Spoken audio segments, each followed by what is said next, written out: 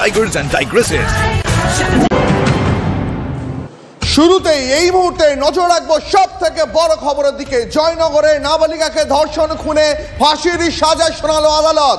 এই মুহূর্তে জানিয়ে রাখি আপনাদের সব থেকে বড় খবর, মুস্তাকিন সর্দারকে ফাঁসির নির্দেশ আদালতের। আপনাদের মনে আছে গত 5ই অক্টোবর রাতে ক্লাস 4-এর এক ছাত্রীর দেহ উদ্ধার হয়, তাকে ধর্ষণ করে খুনের অভিযোগে সেই রাতেই গ্রেপ্তার করা হয় অভিযুক্ত মুস্তাকিন সর্দারকে। 7ই অক্টোবর সিট গঠন করা হয়, 30 অক্টোবর চার্জশিট জমা পড়ে, 5ই নভেম্বর থেকে শুরু হয় সাক্ষ্য গ্রহণ। এখনো পর্যন্ত এই মামলায় 36 জন সাক্ষ্য দিয়েছেন। আর তারপর আজ এলো সেই বহু প্রতীক্ষিত নির্দেশ, মুস্তাকিন সর্দারকে ফাঁসির সাজা শোনালো আদালত। আরো বিস্তারিত জানাবেন অভিজ্ঞান রয়েছেন আমাদের সঙ্গে। অভিজ্ঞান, দেখো তোমাকে জানিয়ে রাখি যে দীর্ঘ সময়ের অপেক্ষার পর অবশেষে কিন্তু বারুইপুর আদালতে আজকের বিচারপতি সুব্রত চট্টোপাধ্যায় এজলাসে সকাল থেকে সেখানে শুনানি হয় এবং যেহেতু গতকালই তাকে দোষী সাব্যস্ত করা হয়েছিল, শেষমেশ তাকে মুস্তাকিন সর্দার, যার বিরুদ্ধে খুন এবং তার আগে ধর্ষণ করার যে অভিযোগ উঠেছিল, সেই ঘটনায় তাকে মৃত্যুদণ্ডের নির্দেশ দিয়েছেন বিচারপতি। এবং বলা যেতে পারে যে যেখানে আর্যিকর ঘটনা এখনো পর্যন্ত মানুষ বিচার পায়নি, সেই জায়গায় দাঁড়িয়ে মাত্র 62 দিনের মাথায় সেখানে মৃত্যুদণ্ডের নির্দেশ দেওয়া হলো। কুলতলির নাবালিকা ছাত্রী টিউশনি পড়ে বাড়ি ফেরার পথে নিখোঁজ হয়ে যায়, তারপর তাকে ধর্ষণ করে খুন করা হয়। সেই ঘটনায় অভিযুক্ত মুস্তাকিন সর্দারকে বিচারপতি মৃত্যুদণ্ডের নির্দেশ দিয়েছেন। আমাদের সঙ্গে থাকো অভিজ্ঞান, আমাদের সঙ্গে থাকো, তোমার কাছে আবারও আসবো। তবে আপনাদের জানিয়ে রাখি এই মুহূর্তের সব থেকে বড় খবর, জয়নগরে নাবালিকাকে ধর্ষণ খুনে ফাঁসির সাজা শোনালো আদালত। তার মানে এক কথায় বলাই যায় জয়নগরের নাবালিকা অবশেষে বিচার পেলেন। মুস্তাকিন সর্দারকে আজ ফাঁসির নির্দেশ দিল আদালত। যে ঘৃণ্য অপরাধ সে করেছে তার এতজন বিচার, এতজনের সাক্ষ্য গ্রহণ করার পর অবশেষে আজ মুস্তাকিন সর্দারকে ফাঁসির নির্দেশ দিল আদালত। রেকর্ড টাইমে এই ফাঁসির নির্দেশ শোনানো হলো। আমার সহকর্মী একদম আদালত থেকে এই মুহূর্তে সরাসরি সুপ্রিয় গুহ রয়েছেন। সুপ্রিয়, রেকর্ড সময়ের মধ্যে নাবালিকাকে ধর্ষণ খুনে অভিযুক্ত মুস্তাকিন সর্দারকে আদালত ফাঁসির সাজা শোনালো। এরপর অপরাধীরা কি সতর্ক হবে? একেবারে দেখো, ফাঁসির নির্দেশ কিন্তু ইতিমধ্যেই হয়েছে। এই মুহূর্তে নির্যাতিতার বাবা মায়ের তরফের যিনি আইনজীবী তিনি বাইরে বেরিয়ে এসেছেন, তিনি কি বক্তব্য রাখছেন একটু সরাসরি শুনবো। মহামান্য আদালত আজকের সাজা দিয়েছে, সর্বোচ্চ সাজা বিএনএস 103, যার আইপিসিতে 302 ছিল, মৃত্যুদণ্ড দিয়েছে এবং খুন। আর 66 হচ্ছে rape and murder under below of 12 years, যে সমস্ত মেয়েদের ধর্ষণ, এবং আর যেটা হচ্ছে 6 পক্সো অ্যাক্ট, যেটা হচ্ছে রেপ এবং মার্ডার মাইনর মেয়েকে, তাতেও মৃত্যুদণ্ড দিয়েছে। সর্বোচ্চ সাজা যেটা দিয়েছে মৃত্যুদণ্ড এবং অনাদায় কিছু ফাইন দিয়েছে। এবং মহামান্য আদালত আমরা যেভাবে আশাপ্রদ ছিলাম সেইভাবে আমাদের বিচার পেয়েছি।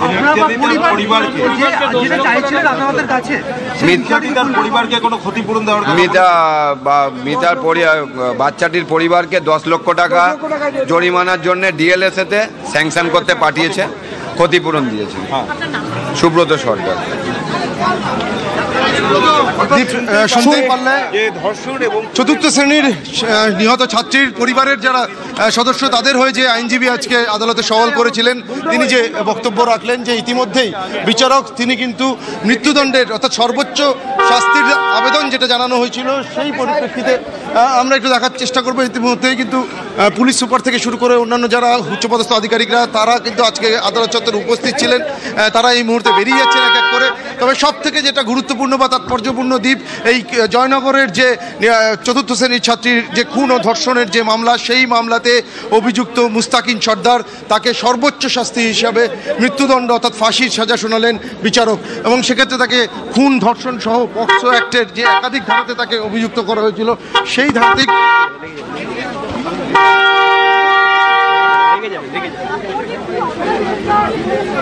কি করছেন? আরে সরাচ্ছি তো লেগে যাবে, মতো সরাতে হবে না, সেটা ঠিক আছে। সুপ্রিয়, আমরা দেখতে পাচ্ছিলাম মাত্র 2 মাসের মধ্যে জয়নগরকে নাবালিকাকে ধর্ষণ খুনে ফাঁসির সাজা শোনালো আদালত। অর্থাৎ পুলিশ সক্রিয় হলে সোসাইটির পক্ষে খারাপ। সকালে যে আর্গুমেন্টটা স্টেটের তরফে আমি করেছিলাম যে এটা rarest of the rare case, learned court এটা মেনে নিয়েছেন, মেনে নিয়ে এটাকে rarest of the rare case বলে ঘোষণা করেছেন এবং 3টে সেকশনে ডেথ সেন্টেন্স দিয়েছেন। আমাদের 4টে সেকশন ছিল, কনকারেন্টলি 3টেতে। একটা হচ্ছে সেকশন 6 অফ পক্সো অ্যাক্টে, একটা হচ্ছে 103 অফ বিএনএস, যেটা আগে 302 ছিল মার্ডার কেস, আর লাস্টলি আমাদের সেকশন 66-এ যেটা রেপের জন্য ওর মৃত্যু, এই 3টে কারণের জন্য ওকে ডেথ সেন্টেন্স দেওয়া হয়েছে। কিডন্যাপিং কেসের জন্য ওকে যাবজ্জীবন দেওয়া হলো, আর ওর প্রমাণ লোপাট করার জন্য 7 বছর দেওয়া হলো। অপরাধটা কিভাবে হয়েছিল? আপনি যখন শুনানি চলছিল তখন বলছিলেন যে মেয়েটির বিশ্বাসের সুযোগ নিয়ে করা হয়েছিল। কি হয়েছিল সেদিন, আদালতে কি কি জানিয়েছিলেন? অ্যাকচুয়ালি মেয়েটাকে নিয়ে যখন ওই স্কুল থেকে কোচিং থেকে ফেরার সময় মেয়েটাকে নিয়ে যখন ওর বাবা বলেছিল তুমি আস্তে আস্তে সাইড দিয়ে ধরে হেঁটে চলে যাও, কিন্তু মেয়েটিকে ও সাইকেলে তোলার সময় এই মুহূর্তে আমাদের সঙ্গে টেলিফোন লাইনে রয়েছেন তিলোত্তমার বাবা। আপনাকে স্বাগত TV9 বাংলায়। আমি জানি আপনার পক্ষে প্রতিক্রিয়া দেওয়া এই অবস্থায় সত্যি সত্যি কঠিন, কিন্তু জয়নগরে নাবালিকাকে খুন ধর্ষণে মাত্র 2 মাসের মধ্যে আদালত সাজা শোনালো। আপনার কি মনে হয় আপনার ক্ষেত্রে বিচার পেতে আর কত সময় লাগতে পারে? আমাদের মেইন সময় লাগছে হচ্ছে রাজ্য সরকারের পুলিশ, যাদের উপর আমরা ভরসা করেছিলাম, সিপিএসসিপির প্রেজেন্টসে ওখানে এবং স্বাস্থ্য দপ্তরের বড় বড় মাথাদের প্রেজেন্টসে সেখানে তথ্য প্রমাণ লোপাট হয়েছে বলে সিবিআই যারা আসামি আর কি তাদের এখনো সামনে আনতে পারেনি। যত দ্রুত সামনে আনবে আমরাও বিচার খুব দ্রুত পেয়ে যাব। আর আপনার প্রতিক্রিয়া এই যে জয়নগরে মাত্র 4র্থ শ্রেণীর এক ছাত্রীকে তার ধর্ষণ খুনে, ওদের আসামি 3 দিনের মধ্যে ধরা পড়ে গেছিল, আমাদের আসামি এখনো ধরা পড়েনি। এটাই আমাদের একটা মাইনাস। তদন্ত ঠিকঠাক মতো হলে আমরাও বিচার পাবো। আপনারা পুলিশের বিরুদ্ধে বারবার অভিযোগ তুলেছেন তদন্তে গাফিলতি, সাক্ষ্য প্রমাণ লোপাট। এখানে সেই প্রমাণ লোপাট তো পুলিশ করেছে, তার তো প্রমাণ তো থানা ওসি এখনো জেলে আছে, সেটাই তো প্রমাণ আছে। এখানে পুলিশ মাত্র 2 মাসের মধ্যে সাক্ষ্য প্রমাণ সবাইকে আদালতে পেশ করতে পারলো। হ্যাঁ, ওখানে পুলিশ তৎপর ছিল সাক্ষ্য প্রমাণ জোগাড় করার জন্য, আমাদের পুলিশ তৎপর ছিল সাক্ষ্য প্রমাণ লোপাট করার জন্য। এটাই আমাদের দুঃখের বিষয়। কোথাও কি আপনারা আশায় বুক বাঁধছেন যেমন একটা নজিরবিহীন সাজা শোনালো আদালত, আপনাদের ক্ষেত্রেও বিচার প্রক্রিয়া একটু তদন্ত গতি আসবে? বিচার উপরে ভরসা আছে, বিচার ব্যবস্থা ঠিকই আমাদের একটা ন্যায় বিচার দেবে। আপনাকে অনেক ধন্যবাদ। আমরা কথা বলছিলাম তিলোত্তমার বাবার সঙ্গে। এই মুহূর্তের সব থেকে বড় খবর, জয়নগরে নাবালিকা ধর্ষণ খুনে ফাঁসির সাজা শোনালো আদালত। মাত্র 2 মাসের মধ্যে সমস্ত সাক্ষ্য প্রমাণ আদালতে পেশ করা হয়েছিল এবং তারই ভিত্তিতে অভিযুক্ত মুস্তাকিন সর্দারকে ফাঁসির নির্দেশ দিল আদালত। আদালত থেকে বেরিয়ে কি বললেন আইনজীবী শোনাই আরো একবার আপনাদের। রেস্ট করেছিলাম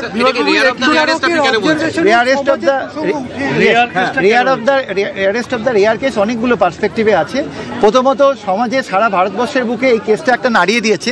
বাচ্চা মেয়েরা যখন বাড়ি ফিরবে তখন তাদের সিকিউরিটি নিয়ে একটা বড় ইস্যু বাবা মার মধ্যে, এটা একটা সোসাইটাল অ্যাসপেক্ট থাকে।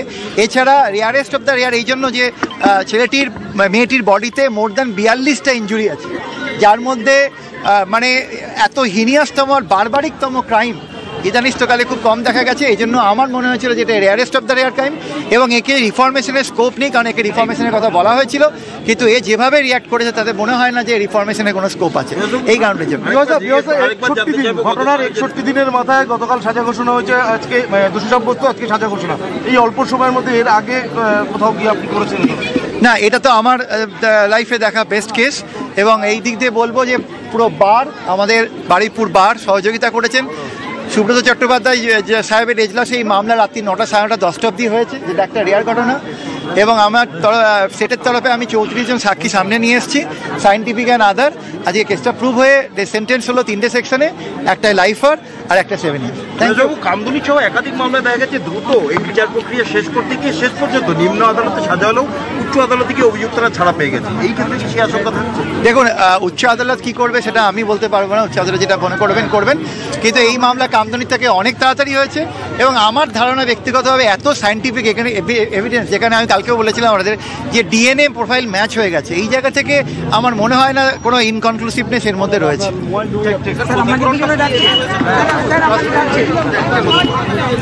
এই মুহূর্তে আইনজীবী যেমনটা জানাচ্ছিলেন, এক্ষেত্রে ডিএনএ প্রোফাইলিং ম্যাচ হয়ে গেছে বলে খুব দ্রুত এবং বিজ্ঞানসম্মত পদ্ধতিতে মাত্র 62 দিনের মাথায় মূল যে অপরাধী তাকে ফাঁসির সাজা শোনাতে পারলো আদালত।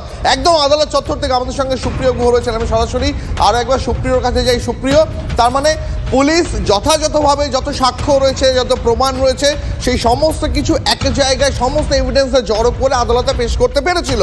প্রশ্ন হচ্ছে যে অন্যান্য অনেকগুলো ক্ষেত্র রয়েছে, তিলোত্তমা কাণ্ড রয়েছে, কামদুনির মতন কাণ্ড রয়েছে, যেখানে বিচার প্রক্রিয়া অনেক দেরিতে হচ্ছে, বিলম্ব হচ্ছে, সেখানে জয়নগর কাণ্ড